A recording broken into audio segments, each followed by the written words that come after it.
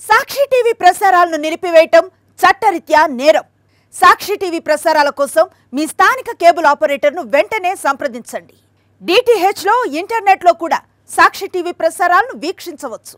మోందా తుఫాన్ వల్ల నష్టపోయిన రైతులను ఆదుకోవడంలో కూటమి ప్రభుత్వం విఫలమైందని మండిపడ్డారు వైఎస్ఆర్సీపీ అధ్యక్షుడు వైఎస్ జగన్మోహన్ రెడ్డి.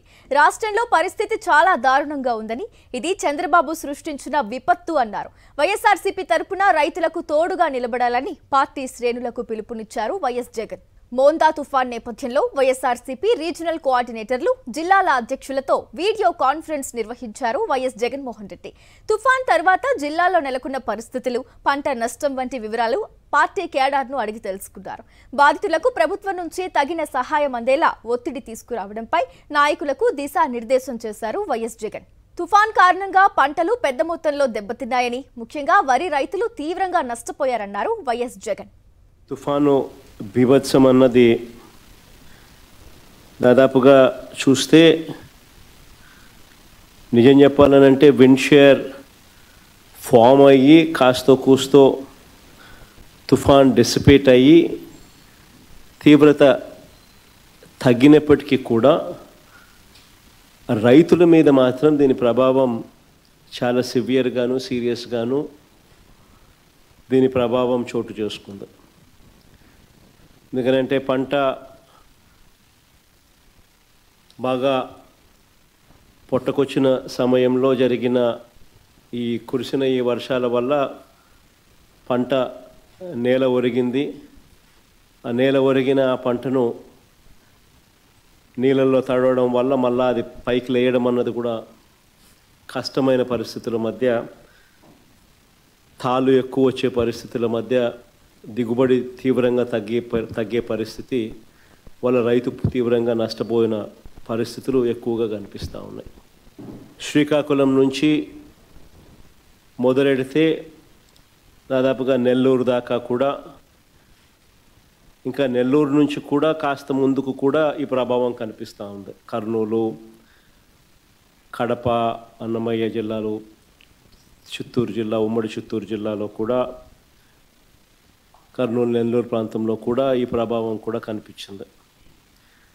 దాదాపుగా 25 జిల్లాల పరిధిలో, 396 మండలాల పరిధిలో, 3320 గ్రామాల పరిధిలో దీని ప్రభావం కనిపించింది.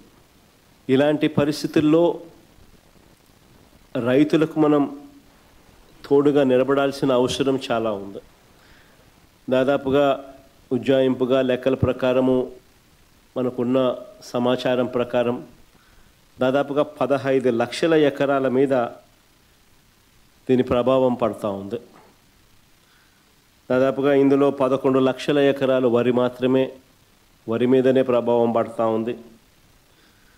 39 లక్షల ఎకరాలలో మామూలుగా వరి సాగయ్యే పరిస్థితి ఉంటే, అందులో దాదాపుగా 11 లక్షల ఎకరాలలో దీని ప్రభావం పడుతూ ఉన్న పరిస్థితులు కనపడుతూ ఉంది.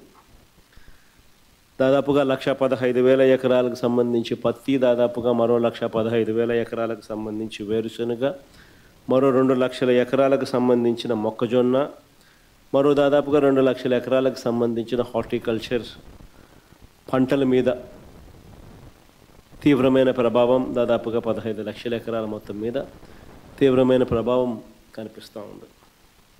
ఏదేమైనప్పటికీ ఇలాంటి తీవ్రమైన పరిస్థితుల మధ్య మనము కార్యాచరణ అనేది మనం చేయాల్సి ఉంది. ఒకవైపున రైతులకు తోడుగా నిలబడాల్సిన కార్యక్రమం ఒకవైపున ఉంది. ఎన్యూమరేషన్లో రైతులకు అండగా తోడుగా నిలబడాల్సిన కార్యక్రమం ఒకవైపున ఉంది. ఈ కార్యక్రమంలో భాగంగా చంద్రబాబు నాయుడు గారి ఈ హయాంలో రైతులు ఏ రకంగా పోయి ఉన్న పరిస్థితుల మధ్య ఎలా సాగుతూ ఉందనే చూడాలి. ఎందుకనంటే ఇంతకుముందు ఎప్పుడు కూడా ఇలాంటి వరదలు కానీ, తుఫాన్లు కానీ, ఇలాంటివి కరువు కానీ, ఇలాంటి ఏ పరిస్థితి వచ్చినా కూడా మన హయాంలో ప్రతి ఒక్కరికి కూడా ఈ క్రాప్ జరిగేది. ఆర్బీకే వ్యవస్థ అన్నది అప్రమత్తంగా ఉండేది. ఆర్బీకే వ్యవస్థ అప్రమత్తంగా ఉండి ప్రతి గ్రామంలో అందుబాటులో ఉండి అక్కడ అగ్రికల్చరల్ అసిస్టెంట్ రూపాన అగ్రికల్చరల్ గ్రాడ్యుయేట్ చదివిన పిల్లలు అక్కడ అందుబాటులో ఉండి, గ్రామ సచివాలయము, ఆర్బీకేలు ఇవన్నీ కలిసికట్టుగా ఉండి, ఆర్బీకేలో ఈ క్రాప్ వ్యవస్థ అన్నది పగడ్బందీగా ఉన్న పరిస్థితుల మధ్య ఉచిత పంటల బీమా అన్నది మన హయాంలో రైతులకు అందుబాటులో ఉన్న పరిస్థితుల మధ్య ప్రతి రైతుకు ఒక భరోసా ఉండేది. ఆ రోజుల్లో మన హయాంలో దాదాపుగా 85 లక్షల మంది రైతులకు దాదాపుగా 70 లక్షల ఎకరాల పంటకు ఉచిత పంటల బీమా అందుబాటులో ఉండే పరిస్థితి ఉంటే, ఈరోజు కేవలం ఇన్సూరెన్స్ ప్రీమియం కట్టిన వాళ్ళకు మాత్రమే, అంటే కేవలం 19 లక్షల ఎకరాలకు మాత్రమే, 19 లక్షల మంది రైతులకు మాత్రమే, అది కూడా బ్యాంక్ లోన్ అవైల్ చేసుకున్న వాళ్ళకు మాత్రమే ఇప్పుడు ఇన్సూరెన్స్ అవైలబుల్గా ఉన్న పరిస్థితిని మనం చూస్తూ ఉన్నాం. సో మిగిలిన రైతుల పరిస్థితి ఏం కావాలా? దాదాపుగా 85 లక్షల మంది రైతులు, దాదాపుగా 70 లక్షల ఎకరాల పంట మన హయాంలో ఈ క్రాప్ ద్వారా వీళ్ళందరికీ ఉచితంగా పంటల బీమా అందుబాటులో ఉండేది. ఈరోజు ఆ పరిస్థితి పోయి కేవలం బ్యాంక్ లోన్లు తీసుకున్న వాళ్ళకు మాత్రమే ఆ లోన్లు ఉన్నాయి కాబట్టి ఆ బ్యాంకర్లు కట్ చేసిన ఇన్సూరెన్స్ సొమ్ము అంటే కేవలం 19 లక్షల మంది రైతులకు మాత్రమే అవైలబుల్, కేవలం 19 లక్షల ఎకరాలకు మాత్రమే అవైలబుల్. ఇలాంటి పరిస్థితుల్లో రైతు తీవ్రంగా నష్టపోయిన పరిస్థితిలో మనం రైతుకు తోడుగా నిలబడాల్సిన అవసరం ఉన్న పరిస్థితి. మరోవైపు చూస్తే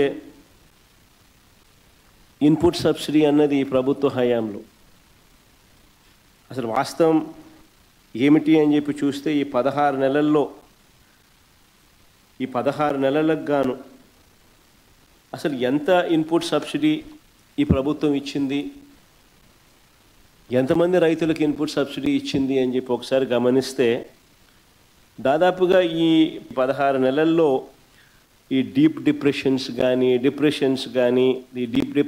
కానీ సైక్లోన్స్ కానీ ఇలాంటివి రాష్ట్రంలో పంటలు నష్టపోయిన పరిస్థితులు దాదాపుగా 2024 నుంచి చూస్తే, జూన్ నుంచి చూస్తే దాదాపు 16 సార్లు ఉత్పన్నమైనాయి. ఈ 16 సార్లకు సంబంధించి ఎంతమంది రైతులకు ఇన్పుట్ సబ్సిడీ అందింది, ఎంతమంది రైతులకు నష్టపోయిన పరిస్థితుల మధ్య వాళ్ళకు ప్రభుత్వం తోడుగా నిలబడింది అని చెప్పి చూస్తే ఈ ప్రభుత్వం తరపు నుంచి గుండు సున్నా కనిపిస్తుంది.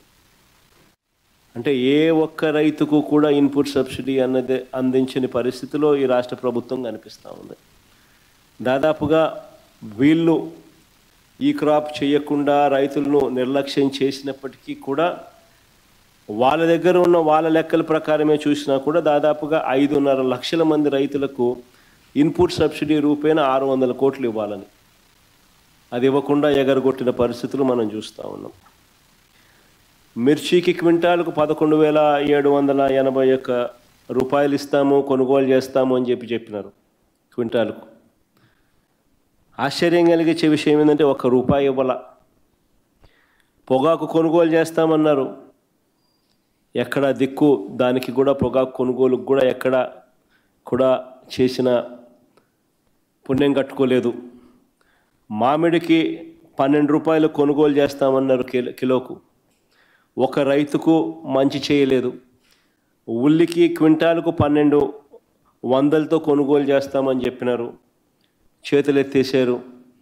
తర్వాత హెక్టారుకు 50,000 ఇస్తామన్నారు, అది ఇచ్చిన పుణ్యం కూడా వీళ్ళు కట్టుకోలేదు ఎప్పుడు. సో అన్ని రకాల కూడా ఈ క్రాప్ అన్నది